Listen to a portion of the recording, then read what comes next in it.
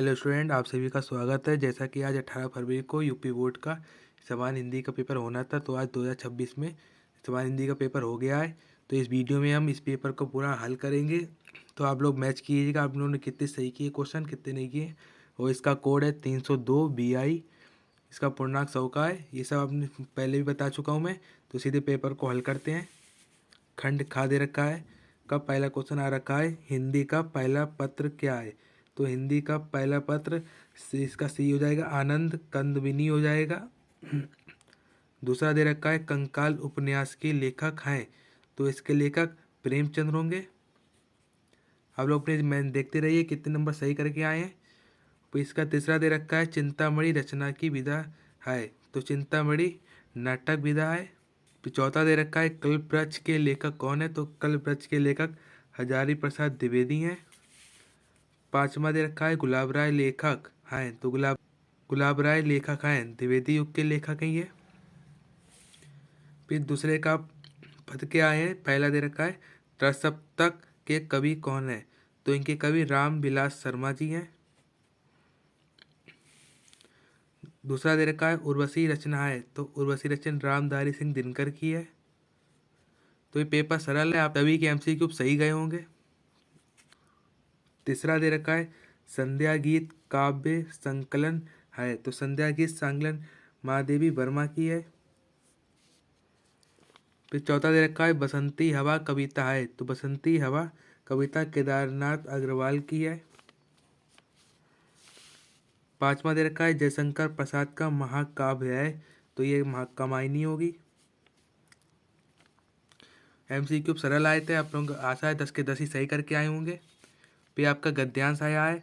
तो पहला गद्यांश ये आया है, राष्ट्र का स्वरूप से आया है। डॉक्टर वासुदेव अग्रवाल के चैप्टर से आया हुआ है। तो आपको 2 नंबर पूरे मिल ही गए होंगे।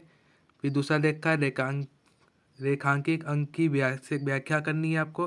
तो जो आपको रेखा दे रखी है, इसकी आपको व्याख्या करनी थी अपने आप से। तो ये भी आप लोग करके आए होंगे। नीचे तीसरा दे रखा है, पृथ्वी के रत्नों को वरदानों को कौन प्राप्त कर सकती है। तो आपको इसमें से ढूंढ के करने थे सवाल। चौथा दे रखा है, कैसे व्यक्ति राष्ट्र का उत्थान नहीं कर सकते। ये आप लोग अपने मर्जी से कैसे भी कर सकते थे ये क्वेश्चन। और मैंने पहले वीडियो डाली थी, मैंने कहा था राष्ट्र का स्वरूप और अशोक के फूल पढ़ के जाइएगा, आपके पैराग्राफ फंस जाएंगे। देखिए दोनों चैप्टरों से आए हुआ है। अथवा में कि जिसने ऊपर नहीं किया आप नीचे कर सकते थे। ये अशोक के फूल से आया हुआ है, डॉक्टर हजारी प्रसाद द्विवेदी का। तो ये भी आप करके आए होंगे, तो आपके 10 के 10 नंबर पक्के हो गए होंगे। फिर आपका पद्यांश आया होगा, इसमें भी संदर्भ पूछा है। तो ये जयशंकर लेखक जयशंकर प्रसाद के आए हुए हैं। श्रद्धा मनु पाठ से आया हुआ है ये पद्यांश। ये जिनने ऊपर नहीं कहा आप लोग नीचे भी कर सकते थे। ऊपर क्वेश्चन दे रखा है, श्रद्धा मनु को प्रेरित करते हुए क्या कहती है। तो अगर ये आपने सही से पढ़ा होगा तो चैप्टर का नाम भी दे रखा है श्रद्धा मनु। तो आप लोग तो क्वेश्चन सही मैच कर सकते थे। दूसरा, यदि ऊपर नहीं किया गया तो हम लोग नीचे कर सकते थे। फिर आपका पांचवा क्वेश्चन आया था, निम्नलिखित में से किसी एक लेखक का साहित्यिक परिचय देते हुए उनकी प्रमुख रचनाओं का उल्लेख कीजिए। इस बार जीवन परिचय एक भी वैसा नहीं दिया जैसे हर साल आते हैं, बिल्कुल अलग दिया जीवन परिचय। पहला दे रखा है, प्रोफेसर जी सुंदर रेड्डी का। दूसरा है, कन्हैयालाल मिश्र प्रभाकर का। तीसरा है, हरिशंकर परसाई का। वासुदेव अग्रवाल, डॉक्टर अब्दुल कलाम, किसी का भी जीवन परिचय नहीं दिया है। पेपर इस बार थोड़ा कठिन आया हुआ था।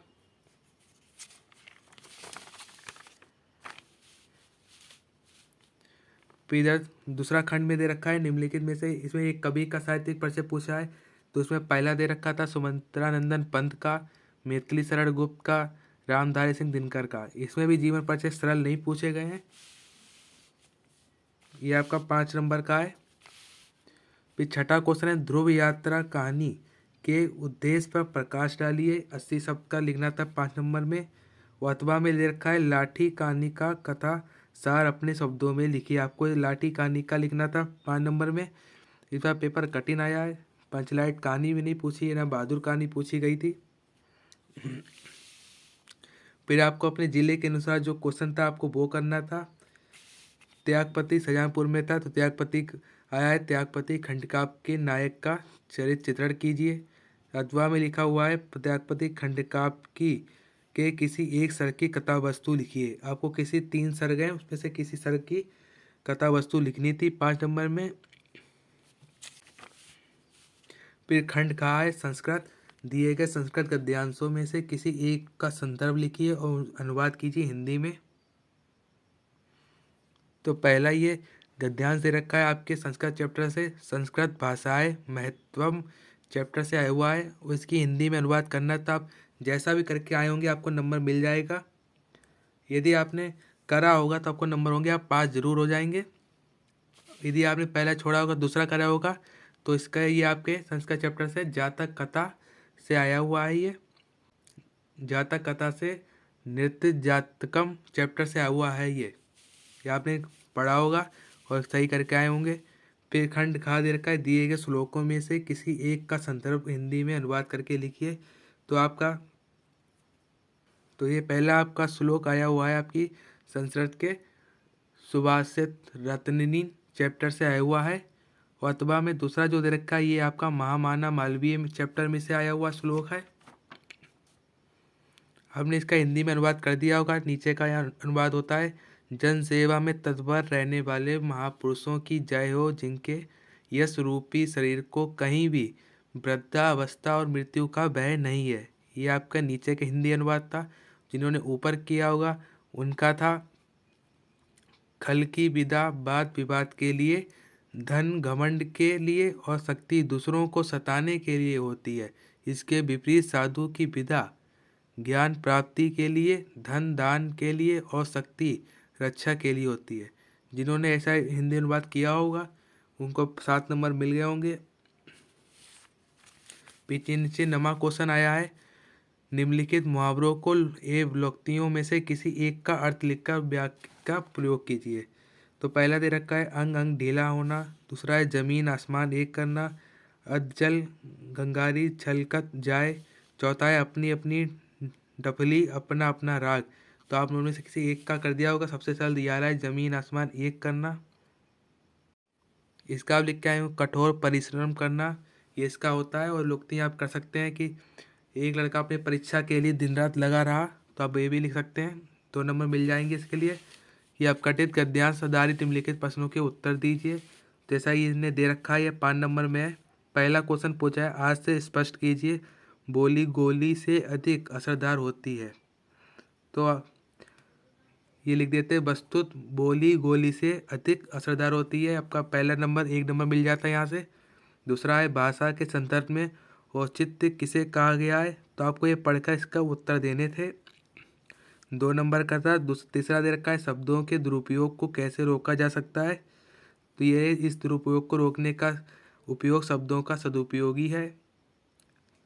आप यहाँ से यहाँ तक लिख सकते थे, 2 नंबर आपको मिल जाते।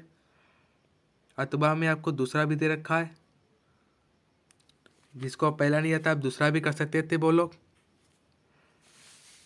नीचे दे रखा है निम्नलिखित शब्द युग्मों का सही अर्थ का चयन करके लिखिए। तो पहला दे रखा है अनिल अनल, तो इसका हो जाएगा हवा और आग। दूसरा है ग्रह ग्रह, तो इसका है पृथ्वी मंगल और घर। ग्रह का हो जाएगा पृथ्वी, ग्रह का मंगल और घर भी हो जाएगा। तो इसका तीसरा हो जाएगा। खंड कहा दे रखा है निम्नलिखित शब्दों में से किसी एक शब्द के 2 सही अर्थ लिखिए। पहला दे रखा था अम्बुज, दूसरा है पक्ष, तीसरा मेघ, चौथा है अरुण। तो आप लोग पहला का करके आएंगे अम्बुज का, कमल जलज 2 हो गए और नंबर मिल जाएंगे आपको।